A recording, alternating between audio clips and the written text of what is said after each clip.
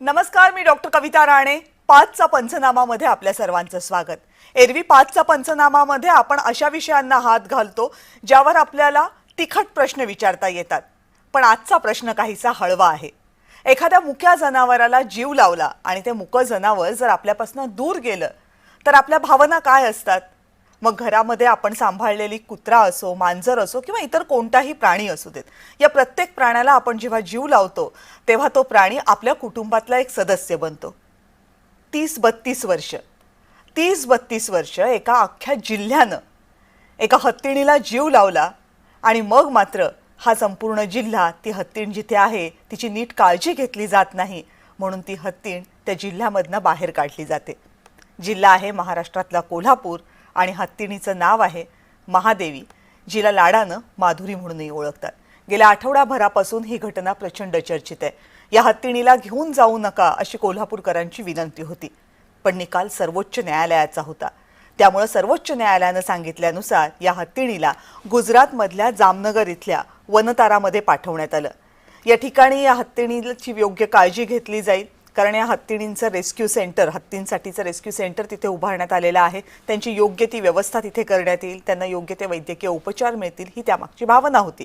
मात्र या हत्तीणीची आपण योग्य काळजी घेत होतो, मग तिला आपल्यापासून का दूर नेलं जातंय, हा सवाल कोल्हापूरमधल्या अगदी लहानग्यांपासून ते थोरा मोठा प्रत्येकाच्या मनामध्ये होता. तो इतका तीव्र होता की जेव्हा या हत्तीणीला न्यायला गाडी आली त्यावेळेस सगळ्यांच्या डोळ्यामध्ये पाणी तरळलं. रडत रडत या हत्तीणीला निरोप तर दिला गेला, पण त्यानंतर मात्र कोल्हापूरकरांनी आपला कोल्हापुरी बाणा दाखवायचा असं ठरवलं आणि मग एका हत्तीणीसाठी कोल्हापूरकरांनी आपल्या जिल्ह्यामध्ये आवाज उठवला, इथपर्यंत की तो जिल्ह्यापासून राष्ट्रपतीपर्यंत पोहोचतोय.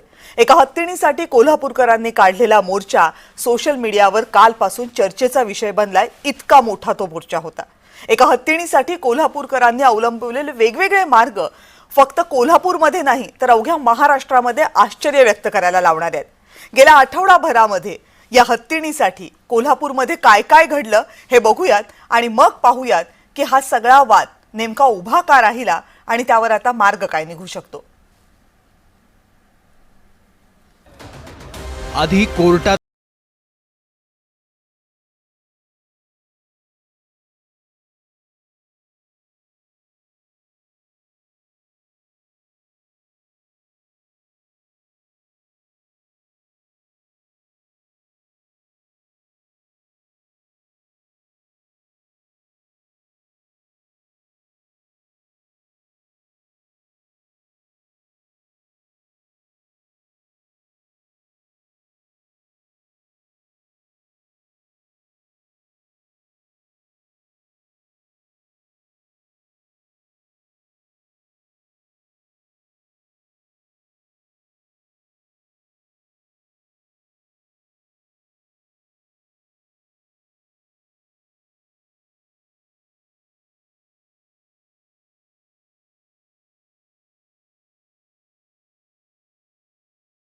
वर्ष हत्ती तिथं त्या ठिकाणी आहे आणि 200 वर्षाची परंपरा आहे तिथं हत्ती आहे. अनेक मठांमध्ये हत्ती आहे, परंतु आता सगळे हत्ती हे वंताराला घेऊन जायचं नियोजन सरकार करतंय. सामाजिक बांधिलकी ठेवून किंवा धार्मिक भावना या हत्ती नेण्यामुळे दुखवण्याची शक्यता आहे. त्यामुळे आमची सरकारला विनंती आहे की याचा फेरविचार करावा. मठाने या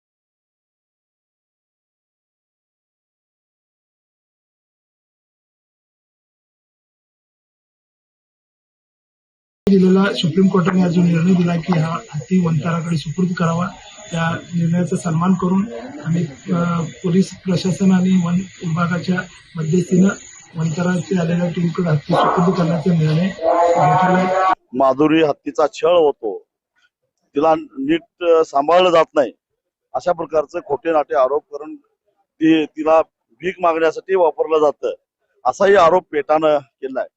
खरं तर ही जी पेटा नावाची तथाकथित प्राणी मित्र संघटना आहे ही अंबानी उद्योग समाजाची बटीक झालेली आहे आणि इकडून तिकडून तक्रारी करायच्या, खोट्या नाट्या तक्रारी करायच्या आणि प्राणी मिळवायचा आणि तो वनतळामध्ये जमा करायचा, हाच उद्योग या लोकांनी केलेला आहे. माधुरी हत्तीणीला परत आणण्यासाठी कोल्हापूरकरांनी काय काय केलंय पहा. वंतारा हा प्रकल्प रिलायन्सच्या अंबानी कुटुंबियांचा आहे, त्यामुळे कोल्हापूरकरांचा जिओ सर्व्हिसेसवर बहिष्कार. जिओ कार्ड परत करणाऱ्यांसाठी विशेष बक्षिसांची सोय. कोल्हापूरच्या रिलायन्स मार्टमधून खरेदीला बहिष्कार. 2.5 लाख कोल्हापूरकरांच्या स्वाक्षरीनं राष्ट्रपतींना पत्र. लाखो कोल्हापूरकरांचा जिल्हाधिकारी कार्यालयावर मोर्चा. माधुरी हत्तीणीला परत आणण्यासाठी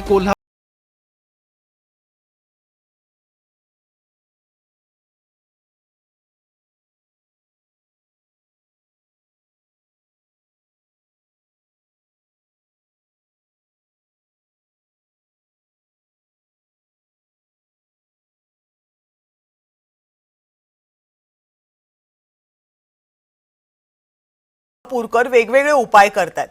खरं तर हा सगळा प्रकार सुरू कुठून झाला? हा प्रकार सुरू झाला होता पेटा या प्राण्यांसाठी काम करणाऱ्या संस्थेनं या हत्तीणीची आबाळ होते, या हत्तीणीला आजार झालेत अशा प्रकारच्या तक्रारी केल्या. त्यानंतर कोर्टामध्ये याचिका दाखल झाली. कोर्टानं या संदर्भातला अहवाल मागवला आणि त्या अहवालावर आधारित आधी हायकोर्टानं आणि मग सुप्रीम कोर्टानं या हत्तीणीला वंतारामध्ये नेण्यासाठी निर्देश दिले. जो अहवाल पेटानं सादर केला होता त्या अहवालामध्ये नेमकं काय काय म्हटलं होतं?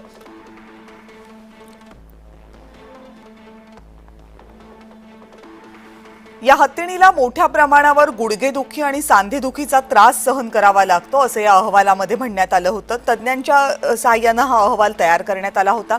या हत्तीणीची नखं मोठ्या प्रमाणावर वाढली आहे, तिला गँग्रीनही झालंय असंही अहवालामध्ये म्हणण्यात आलं होतं. जमिनीचा पृष्ठभाग जिथे या हत्तीणीला ठेवलं जातं त्या जमिनीचा पृष्ठभाग हा धातू सदृश्य कडक म्हणजे अत्यंत कडक आहे आणि त्याचा या हत्तीणीच्या पायांना त्रास होतोय, त्यामुळे तिला आजार झाला. याशिवाय इतर धार्मिक प्रथा परंपरानुसार, कारण मठामध्ये होती ही हत्तीण, तर प्रथा परंपरानुसार वेगवेगळ्या मिरवणुकांमध्ये हत्तीणीला सहभागी केलं जातं जे कायद्यानं मान्य नाहीये आणि अनेकदा या हत्तीणीचा व्यावसायिक वापर केला जातो अशी सुद्धा तक्रार किंवा असाही उल्लेख या अहवालामध्ये करण्यात आला होता. 2012 ते 2023 या कालावधीमध्ये 13 वेळा या हत्तीणीला परराज्यामध्ये नेण्यात आलं होतं. तेलंगणामध्ये या हत्तीणीला नेण्यात आलं होतं आणि तिथे वन खात्यानं कारवाई केली होती याचे काही पुरावे सुद्धा पेटानं अहवालामध्ये सादर केले होते. न्यायालयामध्ये हाच अहवाल ग्राह्य धरला गेला आणि त्यानंतर न्यायालयानं कारवाई केली.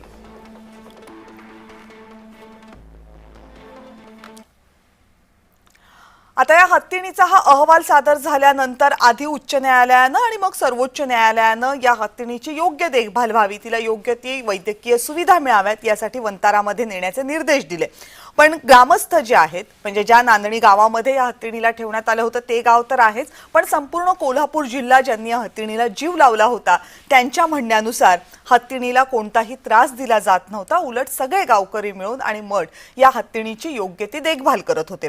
आता या हत्तीणीला नेण्यात आल्यानंतर या अहवालावर ग्रामस्थांकडनं जिल्ह्यातनं अनेक लोकांकडनं प्रश्नचिन्ह उपस्थित केलं जातंय आणि याच संदर्भात पेटावर सुद्धा अनेक प्रश्न उपस्थित केले जातात. अमरसिंग पाटील आपले प्रतिनिधी आता आपल्या सोबत आहेत कोल्हापूरहून आणि ते त्या नांदणी गावामध्ये आहेत आणि कोल्हापूरकरांसोबत आहेत ज्यांनी या हत्तीणीला परत आणण्यासाठी प्रयत्न सुरू केलेत. अमरकडे आपण जाऊयात. अमरसिंगजी, आता गेला कालचा मोर्चा बघितला, प्रचंड मोठा मोर्चा कोल्हापूरकरांनी काढला. त्या अगोदर त्यांनी जिओच्या सर्व्हिसेसवर बहिष्कार टाकला आणि इतर अनेक मार्गांनी सुद्धा जे वैधानिक मार्ग आहेत, संसदीय मार्ग आहेत, त्यांनी ते विरोध करतात आणि हत्तीणीला परत आणण्याची मागणी करतात.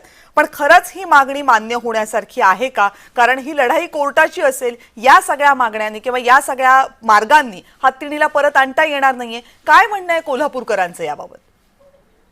कोल्हापूरकरांचं म्हणणं एकच आहे, कोणत्याही परिस्थितीत हा हत्ती आम्हाला परत मिळावा. तो कोणता मार्ग अवलंबावा तो अवलंबावा करून हत्ती आमचा आम्हाला मिळाला पाहिजे असं नांदणी गावातील प्रत्येक गावातील घरातील म्हणणं आहे. पंचक्रोशीतील प्रत्येक घरात जेव्हा मी गेलो त्यावेळेला तिथल्या नागरिकांनी तेच सांगितलं की हत्तीणीला आम्हाला परत द्यावं. जर त्यांना हत्ती न्यायला असेल तर असं उपरोधात्मक बोललं जात होतं की गावातील आमची भटकी कुत्रे आहेत, भटके जनावर आहेत, त्यांनाही घेऊन जावं वंतारामध्ये. त्यामुळे गावातला रोष हा अतिशय जास्त आहे.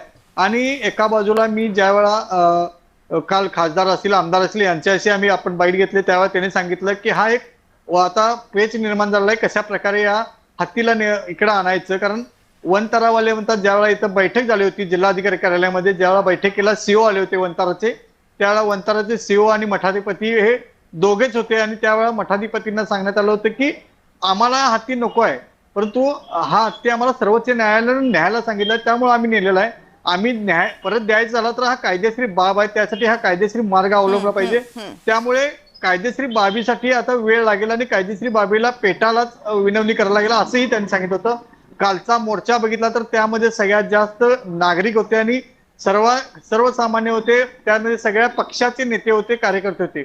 या लढाईला आता वेगळं वळण लागेल असं वाटतं, कारण आता वेगवेगळ्या पद्धतीनं हे आंदोलन पण चालू होईल. कारण उद्या हिची बैठक आहे, उद्या संध्याकाळी 4 वाजता मुंबईमध्ये मंत्रालयामध्ये राजू शेट्टींना यासाठी आमंत्रण दिलेलं आहे आणि बऱ्याच जणांनाही आमंत्रण दिलेलं आहे.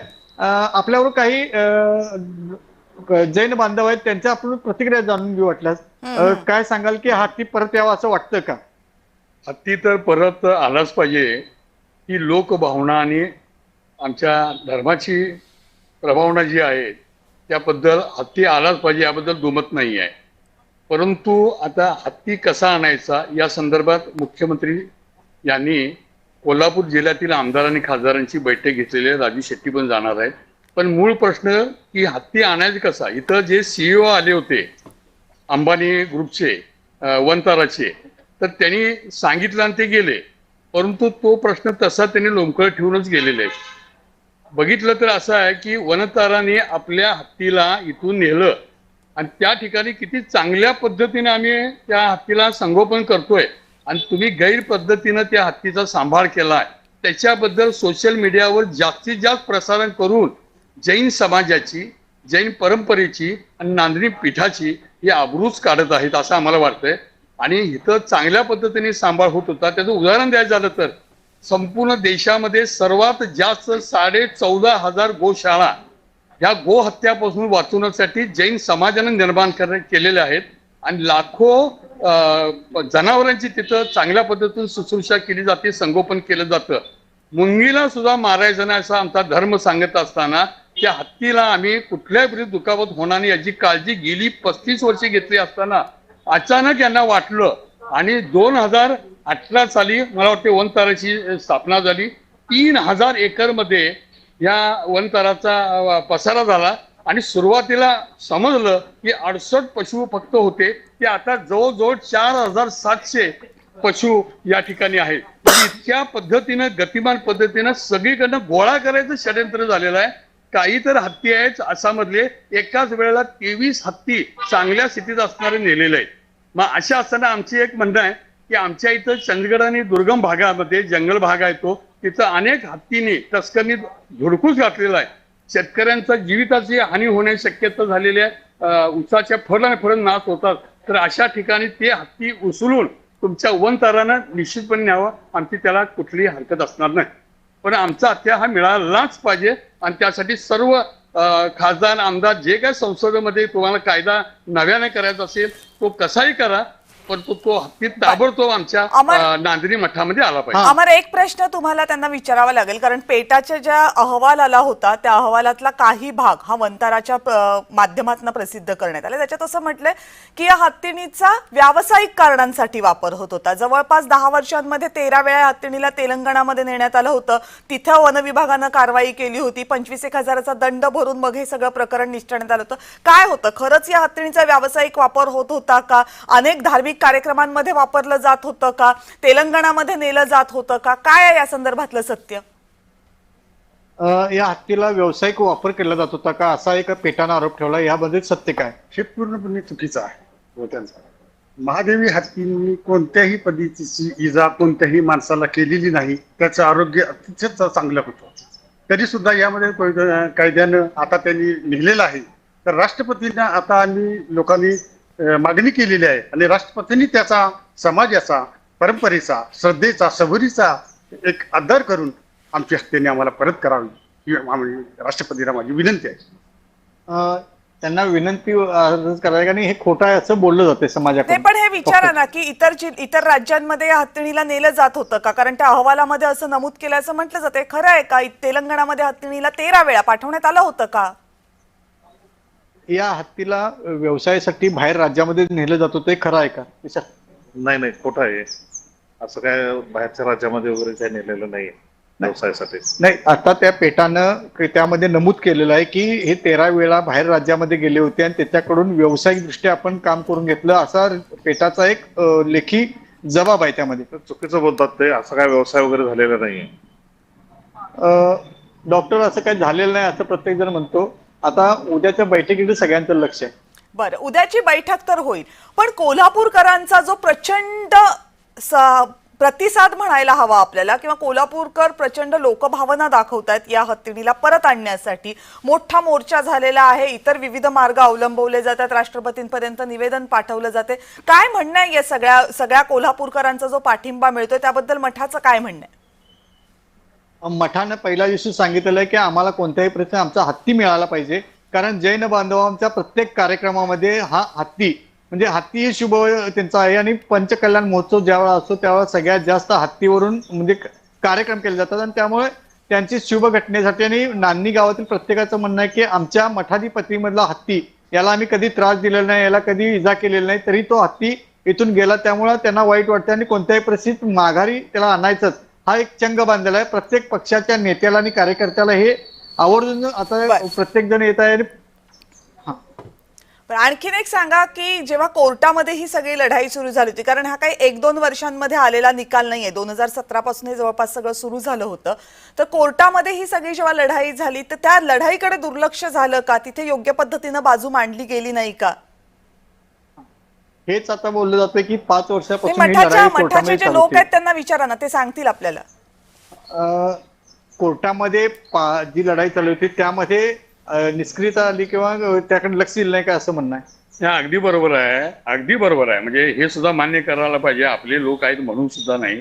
नान्नी पीठाचे जे ट्रस्टी लोक आहेत किंवा नान्नी पीठाचे मठाधिपती यांनी त्यांच्या परीने प्रयत्न केले असतील 5 वर्षात, तो हा प्रश्न समोर आलेला होता. मला वाटतं मुख्यमंत्री साहेब सुद्धा नांदेडला त्यांनी भेट दिली होती, त्यावेळेस त्यांच्याशी चर्चा करून हा प्रश्न थोडासा गंभीरपणे आपण घ्यायला पाहिजे होता. कारण सुप्रीम कोर्टापर्यंत म्हणजे अंतिम क्षणाला जातोय आणि निकाल होतोय, आणि निकाल होल्यानंतर आम्ही जागो होतोय. संसदेमध्ये सुद्धा काही खासदार आमच्या भागातले आहेत, आता जे प्रमुख आहेत, काही आमदार आहेत, त्यांनी सुद्धा हा एकत्रित येऊन प्रश्न आपल्या अस्मितेचा, जैन समाजाच्या परंपरेचा, एक धार्मिक श्रद्धेचा आणि वन्य प्राण्यांचा, ज्या प्राण्याला अत्यंत घरच्या सदस्यासारखं वागवलं जात होतं, हे प्रत्येक जणांनी अनुभवलेलं आहे. आणि प्रत्येकाने आपल्या कार्यक्रमाला सुद्धा या राजकारत्याने किंवा इतर सामाजिक कार्यकर्त्यामध्ये किंवा इतर बहुजन समाजामध्ये सुद्धा हत्तीला नेण्यात आलं होतं आणि चांगल्या पद्धतीची वर्तणूक होती.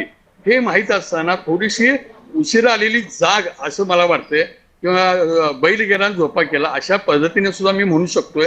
कारण त्याच वेळेस जर घडामोडी झाल्या असत्या, घटना घडल्या असत्या, तर कदाचित अंतिम टप्प्यावर निर्णय होण्याच्या आधी सुद्धा काही प्रसंगानं पेटा, अंबानींचा तो वनचारा आणि आमचे लोक या सगळ्यांनी मिळून एकत्र बसून काहीतरी मार्ग काढला असता आणि तो मार्ग निघाला असता. पण ठीक आहे, आता सुप्रीम कोर्टाचा निकाल हा अंतिम असतो, त्याच्यावर भाष्य करणं सुद्धा गैर आहे. पण तरी सुद्धा संसदेमध्ये सगळ्यांनी एकत्र येऊन काय या कायद्यामध्ये सुधारणा करता येईल, किंवा जी परंपरा, श्रद्धा, लोकभावना, धार्मिक जे काय संस्कार आहेत किंवा जी परंपरा रूढी आहेत त्यामध्ये सुद्धा काही सवलत देऊन या पद्धतीनं त्या हत्तीवर सुद्धा तुम्ही नियम, अटी, शर्ती घालून सुद्धा तुम्हाला परत त्याचा जो पूर्वीचा जो आदर आहे, पूर्वीची जी श्रद्धा आहे, ही श्रद्धा पुढे अव्याहतपणे आपण चालू करू शकतो. बरं अमर, त्यांना आणखी एक प्रश्न हा विचारा की आत्ता जो विरोध लोकांकडनं होतो, म्हणजे आपण भावना म्हणून समजून घेऊ शकतो, तो विरोध तो वनतारा विरुद्ध कोल्हापूर असं काहीसं प्रकरण झालेलं आहे. पण आता मुद्दा असा आहे की वनताराचं असं म्हणणं आहे की आम्ही काही आमच्याहून मागितला नव्हता किंवा आमच्याहून नेलं नव्हतं, हा सुप्रीम कोर्टाचा निर्णय. लढाईची दिशा चुकतीये का? लढाईमध्ये वनताराला लक्ष केलं जाते, पण खरं तर ही कायद्याची लढाई आहे. त्यामुळे आता पुढचं पाऊल काय? आता आपले कालपासून जी लढाई चालू झालेली आहे, मोर्चा असेल, आंदोलन असेल, यामध्ये सर्व बाजूने आहे. पुढची दिशा काय असेल, कारण कायद्याची लढाई आहे, तर वनताराला ह्यात टार्गेट केलं जाते. पुढची लढाई कशा प्रकारे असेल? आम्ही सर्व समाजाने या ठिकाणी आणि सर्व जनतेनं हा प्रश्न मनावर घेतलेला आहे आणि कोणत्याही प्रकारची आतापर्यंत आम्ही इजा आमच्या मठाने हत्तीला केली नाही. चांगलं घरातील माणूस जो आहे त्या पद्धतीने आम्ही या हत्तीला वागवलेले आहे. आणि भगवान महावीरनं संदेश दिलाय, जगाने जगू द्या अहिंसा प्रमो धर्म. या उद्देशानं आम्ही सर्व प्राणी मात्रावरती दया करून चांगल्या पद्धतीने जीवन जगतो, तशाच प्रकारे केलेला आहे. आणि यापुढे आम्ही सर्व समाजाने एकत्र येऊन पूर्ण महाराष्ट्रभर हा प्रश्न एक आत्मीयतेचा. या पुढे वंताराला टार्गेट केलं जाते, कारण वंताराला हत्ती नको होता, वंताराला हत्ती हा कोर्टाने घ्यायला सांगितला. तुमची पुढची भूमिका घेतली, कारण आता जिओचा काय संबंध नाही, तर जरी पण जिओला तुम्ही बायकॉट करताय, रिलायन्सवर बहिष्कार घालताय, याचा अर्थ तुम्ही न्यायालयीन लढायची कशी आणि काय पद्धती, कारण एखाद्या माणसानं ते व्यवसाय त्यानं केलेला नाही, त्यांनी नेलेला आहे. तुमचं पुढचं पाऊल काय असेल? आमचं पुढचं पाऊल असं असणार आहे की या संपूर्ण जनतेनं पूर्ण आता राष्ट्रपतींच्याकडे आम्ही सह्यांची मोहीम दिलेली आहे. याच्यापेक्षा अधिक लढा तीव्र करून आम्ही राष्ट्रपतींना विनंती करणार आहोत. राष्ट्रपतींच्या हस्ते एक दयेचा अर्ज आम्ही दिलेला आहे. आणखी पूर्ण महाराष्ट्र नव्हे भारतभर हा प्रश्न अस्तित्वाचा आत्मीयतेचा झालेला आहे. आणि एखाद्या घरातला माणूस हरवल्या असणं किती दुःख होतं, त्याही पेक्षा जास्त दुःख आमच्या महाराष्ट्र जनतेला झालेलं आहे.